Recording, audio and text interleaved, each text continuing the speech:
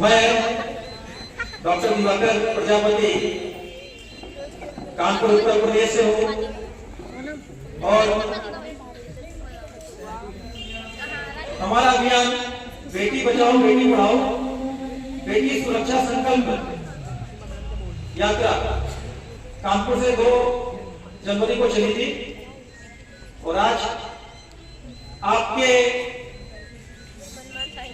राजस्थान की धरती पर कोटा में आया हूं और आप लोगों के लिए ही आया हूं। एक बार जोर करता ध्वनि से भारत माता की, भारत माता की, भारत माता की। मैं सबसे पहले शहीद अजय आहूजा राजकीय उच्च माध्यमिक विद्यालय भीमगंज मंडी कोटा राजस्थान की मिट्टी को नमन करते हुए आज यहाँ की प्रधानाचार्य आदरणीय श्रीमती चित्रा पांडे जी का हार्दिक अभिनंदन एवं स्वागत करता हूँ और यहाँ की प्रधानाचार्य आदरणीय श्रीमती ज्योति मीरा जी का भी हार्दिक अभिनंदन एवं स्वागत करता हूँ। वह स्कूल प्रभारी अंजू जी मीना जी का भी हार्दिक अभिनंदन एवं स्वागत करता हूँ और वह समस्त स्टाफ का तहे दिल से हार्दिक अभिनंदन स्वागत करता हूँ और सबसे ज्यादा स्वागत आप बच्चों में करना चाहता हूँ, आप बेटियों करना चाहता हूँ, आप बेटों में करना चाहता हूँ कि जिनकी वजह से आज मुझे विद्यालय की धरती पर आने का मौका मिला। एक बार आप अपने लिए जोरदार तालियों से स्वागत करें। तो प्यारे बच्चों, बेटी बचाओ बेटी पढ़ाओ और बेटा और बेटी को सुसंस्कृतिवान भी बनाओ। आज मेरा अभियान ये भारत में हर एक जिले में चल रहा है। सिर्फ एक ही संकल्प के साथ हमारी भारत की बेटी रानी लक्ष्मीबाई बने। हमारे भारतवर्ष की बेटी क्या बने? हमारे भारतवर्ष की बेटी क्या बने? हमारे भारतवर्ष की बेटी सुषमा स्वराज बने। हमारे भारतवर्ष की बेटी इंदिरा गांधी बने। हमारे भारतवर्ष की बेटी कल्पना चावला बने। हमारे भारतवर्ष की बेटी सुनीता विलियम्स बने। हमारे भारतवर्ष की बेटी पद्मावती जो राजस्थान की मिट्टी के लिए अपने आप को जौहर में निछावर कर दिया, वो बने। तो बेटा, आप बेटियों के सपने होंगे, सपने हैं कि नहीं है? आप बेटा खड़ा नहीं, आप बेटा क्या बनना चाहते हैं लाइफ में? क्या बनना चाहते हैं? पुलिस बनना चाहते हैं। इस बेटी के जो और बच्चे आप अच्छा कोटा जिले का डिस्ट्रिक्ट मजिस्ट्रेट कौन बनना चाहता है? डीएम कौन बनना चाहता है? कोई बनना चाहता है? कोई बेटी बनना चाहता है?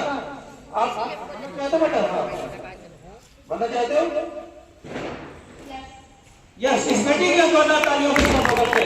ये कोटा जिले की डिस्ट्रिक्ट मजिस्ट्रेट बनना चाहती है। आप जिस विद्यालय में पढ़ते हो वो ऐतिहासिक भूमि है। आप देख रहे हो विद्यालय का नाम क्या है? शहीद अजय आहूजा। इस भारतवर्ष की मिट्टी के लिए अपने आप को निछावर कर दिया, देश की शान के लिए अपने आप को निछावर कर दिया। उस मिट्टी में आप बैठे हुए हो, उस विद्यालय की मिट्टी को मैं सशक्त नमन करता हूं। तो प्यारे बच्चों, ये मेरा संकल्प, ये मेरा अभियान आपके लिए है और हमको इस अभियान करने के लिए कहीं से कोई फंडिंग नहीं मिलती है, कोई पैसा नहीं मिलता है। सिर्फ हमारी माता की इच्छा थी कि आप समाज सेवा करो। तो इसलिए हम आप लोगों के लिए कि आप अपना भविष्य उज्जवल करें। भारत की बेटी किसी से कम नहीं है। कम है? कम है? कम है? तो बेटा, सपने पूरे कैसे होंगे आपको बताइए? सपने पूरे कैसे होंगे? सपने पूरे कैसे? कैसे? पढ़ाई करके होंगे। चरण चूम लेती है मंजिल अगर व्यक्ति अपनी हिम्मत न हारे। चरण चूम लेती है मंजिल अगर व्यक्ति अपनी हिम्मत न हारे। आज इस बेटी ने बोला है कि मैं पुलिस बनूंगी, मैं आईपीएस बनूंगी, तो आज इस बेटी को घर जाकर के एक डायरी में लिख ले कि मैं आईपीएस बनूंगी, एक पन्ने में लिख करके रख ले मैं आईपीएस बनूंगी, सामने अपने रख ले, वो डायरी डेली लेके उस सपने को पूरा करने के लिए लग जाए। आपने 12th फेल मूवी कितने लोगों ने देखी? देखिए उस मूवी को, उस मूवी को देखिए कि कितना साहस के साथ मनोज कुमार डटा रहा और डटने के साथ एक ऐसा दिन आया कि वो आईपीएस बनकर उसने अपने समाज का नाम रोशन किया। तो सोना खाक में चलकर बोले सुलझाव होता है।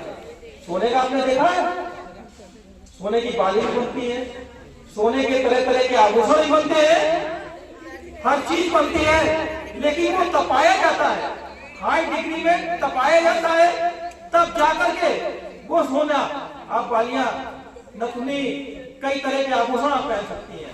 तो बेटा उसी तरह से आपको इस पढ़ाई की भट्टी में झोंकना होगा, तब जाकर के आप लोग अपनी मंजिल को हासिल कर पाएंगे। जो भी काम करो तुम बच्चों बड़ी लगन से करना, करते करते मिले सफलता।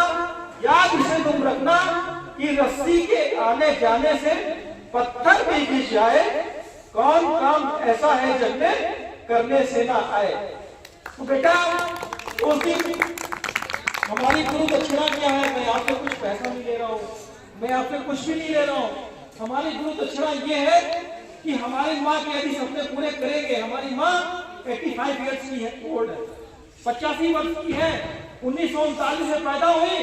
इस तरह से उस शैक्षिक दौर में 10 किलोमीटर दूर नंगे पैर चल करके उन्होंने शिक्षा ग्रहण करी। सिर्फ एक ही मन में संकल्प था कि मैं बड़े होकर के शिक्षक बनूंगी। कितने बच्चे यहाँ पर चित्रा मैडम जैसे प्रधानाचार्य बनना चाहते? कितने बच्चे यहाँ पर शिक्षक? इनकी तपस्याएं आप देखिए, यहाँ पर शिक्षक पद पर आसीन है, लेकिन इनकी तपस्याएं देखिए, कितने कठिन परिस्थितियों में पढ़ करके प्रधानाचार्य पद पर आसीन हुई है, कितनी तपस्या के साथ शिक्षक पद पर आसीन हुई है। सिर्फ उसी तरह से आप लोगों को देखना चाहिए कि आप लोग भी समाज में यदि विद्यालय में पढ़ रहे हो, ऐतिहासिक भूमि में पढ़ रहे हो, कुछ ना कुछ बन करके दिखाइए। तो बेटा एक छोटी सी स्टोरी, एक बेटी की छोटी सी स्टोरी सुनाने के बाद मैं अपनी वाणी को विराम देता हूँ। एक बेटी गोरखपुर की धरती से अपने सपने पूरे करने के लिए दिल्ली जा रही है।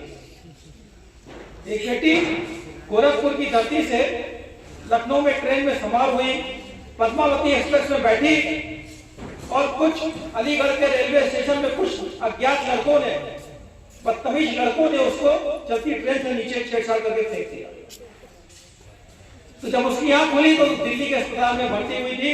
तो डॉक्टर ने कहा कि बेटा आपकी बड़ी हालत खराब है, आपका एक पैर काटना पड़ेगा।